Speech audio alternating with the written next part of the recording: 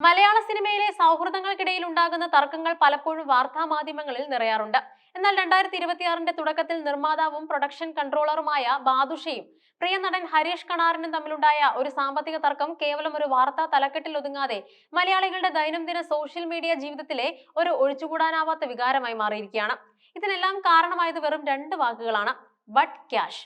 ലോക ചരിത്രത്തിലെ പല പ്രശസ്തമായ ചോദ്യങ്ങളെയും നിഷ്പ്രഭമാക്കിക്കൊണ്ട് കേരളത്തിലെ ഫേസ്ബുക്ക് കമന്റ് ബോക്സുകളിൽ ഈ ചോദ്യം പടർന്നു പന്തലിച്ചു.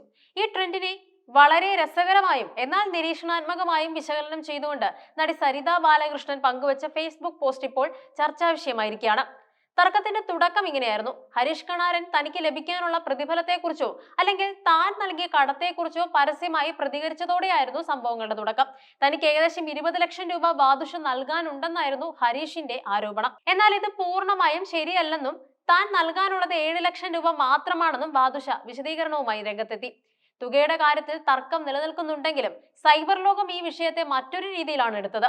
ബാദുഷ തന്റെ സോഷ്യൽ മീഡിയ അക്കൗണ്ടുകളിൽ എന്ത് പോസ്റ്റ് ഇട്ടാലും അത് സിനിമയെക്കുറിച്ചാകട്ടെ, വ്യക്തിപരമായ യാത്രകളെക്കുറിച്ചാകട്ടെ, എന്തിനധികം ഒരു സുപ്രഭാത സന്ദേശമാകട്ടെ, അതിന് താഴെ ആയിരക്കണക്കിന് ആളുകൾ ഒരേ സ്വരത്തിൽ ചോദിച്ചു: മറ്റെല്ലാം ശരി, ബട്ട് ക്യാഷ്. ഈ സൈബർ ആക്രമണത്തെയോ അല്ലെങ്കിൽ ട്രോളിങ്ങിനെയോ വളരെ സർഗാത്മകമായാണ് സരിത ബാലകൃഷ്ണൻ തന്റെ കുറിപ്പിലൂടെ അവതരിപ്പിച്ചത്. 2026 ഏറ്റവും വലിയ ഇതിഹാസ ചോദ്യം എന്നാണ് സരിത ഇതിനെ വിശേഷിപ്പിച്ചത്.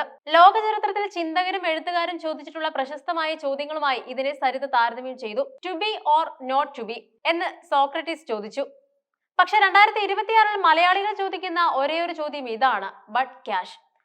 സരിതയുടെ അഭിപ്രായത്തിൽ ഇത് വെറും ഒരു ഇംഗ്ലീഷ് വാചകമല്ല, മറിച്ച് മലയാളി സൈബർ പോരാളികൾ ഏറ്റെടുത്ത ഈ ആജീവനാന്ത അസൈൻമെന്റ് ആണ്. ഓക്സ്ഫോർഡ് ഡിക്ഷണറി പോലും ഒരുപക്ഷെ ഈ രണ്ട് വാക്കുകൾക്ക് ലഭിച്ച സ്വീകാര്യത കണ്ട് ഞെട്ടിയിട്ടുണ്ടാകുമെന്നും സരിത പരിഹസിക്കുന്നുണ്ട്.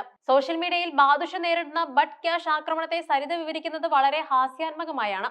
ബാദുഷ ഒരു ഗുഡ് മോർണിംഗ് പോസ്റ്റ് ഇട്ടാൽ സൂര്യൻ ഉദിക്കുന്നതിന് മുൻപേ കമന്റ് എത്തും: മോർണിംഗ് ഓക്കെ, ബട്ട് ക്യാഷ്. അദ്ദേഹം ഒരു വിദേശയാത്രയുടെ ചിത്രം പങ്കുവച്ചാൽ അവിടെയും മലയാളി എത്തും. ഇനി നാളെ അദ്ദേഹം ചൊവ്വയിൽ പോയി ഏലിയൻസിനൊപ്പം സെൽഫി എടുത്താൽ പോലും സ്പേസ് സ്യൂട്ടിന്റെ വിടവിലൂടെ തല നീട്ടി ഒരു മലയാളി ചോദിക്കും: ഏലിയൻസ് ഓക്കെ, ബട്ട് ക്യാഷ്. ഇതൊരു വലിയ സാമൂഹിക പാഠമാണെന്നും സരിത ചൂണ്ടിക്കാണിക്കുന്നുണ്ട്. സാധാരണഗതിയിൽ കടം കൊടുത്തവൻ മറന്നേക്കാം, അല്ലെങ്കിൽ വാങ്ങിയവൻ അത് തിരിച്ചു കൊടുക്കാൻ സാവകാശം ചോദിച്ചേക്കാം. എന്നാൽ ഇവർ രണ്ടുപേരും വിട്ടുവീഴ്ചയ്ക്ക് തയ്യാറായാലും ഇടയിൽ നിൽക്കുന്ന നാട്ടുകാർ ഇത് വിടാൻ ഉദ്ദേശിക്കുന്നില്ല എന്നതാണ് 2026 കേരളത്തിന്റെ അവസ്ഥ. ഈ സംഭവത്തെ ഒരു ത്രികോണ പ്രണയകഥയോടാണ് സരിത ഉപമിക്കുന്നത്.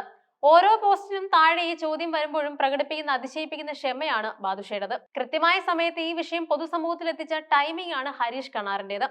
മടുപ്പില്ലാതെ വിട്ടുപോകാതെ ഈ ചോദ്യം ആവർത്തിക്കുന്ന സൈബർ പോരാളികളുടെ കഠിനാധ്വാനവും ഇതിലുണ്ട്. ഈ മൂന്ന് കൂട്ടരും ചേർന്ന് 2026 ശരിക്കും കളറാക്കി എന്നാണ് സരിതയുടെ പക്ഷം. ഇത് കേവലം ഒരു തമാശയല്ല, മറിച്ച് സോഷ്യൽ മീഡിയ എങ്ങനെ ഒരു വ്യക്തിയുടെ സ്വകാര്യ തർക്കങ്ങളെ പൊതുസ്വത്താക്കി മാറ്റുന്നു എന്നതിന്റെ ഉത്തമ ഉദാഹരണം കൂടിയാണ്. മലയാളി എന്നും ഇത്തരം ട്രെൻഡുകളെ ആഘോഷമാക്കാറുമുണ്ട്. മുൻപ് സവാള ഗിരിഗിരി, പോ മോനെ ദിനേശ തുടങ്ങിയ ഡയലോഗുകൾ സംസാര ഭാഷയുടെ ഭാഗമായതുപോലെ ഇന്ന് ബട്ട് ക്യാഷ് എന്നത് ഏത് തർക്കങ്ങളിലും ഉപയോഗിക്കാവുന്ന ഒരു പഞ്ച് ലൈനായി മാറി. കടം വാങ്ങിയ പണം തിരികെ കൊടുക്കാത്ത സുഹൃത്തുക്കൾക്കും ബന്ധുക്കൾക്കും അയച്ചു കൊടുക്കുന്ന ഒരു മീമായി ഇത് പരിണമിച്ചിരിക്കുന്നു. സരിത ബാലകൃഷ്ണന്റെ പോസ്റ്റ് വൈറലായതോടെ ഈ ചർച്ചകൾക്ക് വീണ്ടും ചൂടുപിടിച്ചു. ബാദുഷയ്ക്ക് ഇതിൽ ദേഷ്യപ്പെടാനോ ചിരിക്കാനോ കഴിയാത്ത അവസ്ഥയാണെന്ന് അവർ പറയുന്നുണ്ടെങ്കിലും ഈ തമാശകൾക്കിടയിലും ഒരു ഗൗരവമായ വശമുണ്ട്: വാഗ്ദാനങ്ങൾ പാലിക്കപ്പെടണമെന്ന ജനങ്ങളുടെ ആഗ്രഹം. ബാദുഷയും ഹരീഷും തമ്മിലുള്ള പണമിടപാട് എന്നെങ്കിലും അവസാനിച്ചേക്കാം, പണം കൈമാറപ്പെട്ടേക്കാം. എന്നാൽ സോഷ്യൽ മീഡിയയുടെ ചരിത്രത്തിൽ ബട്ട് ക്യാഷ് എന്ന പ്രയോഗം എന്നും നിലനിൽക്കും.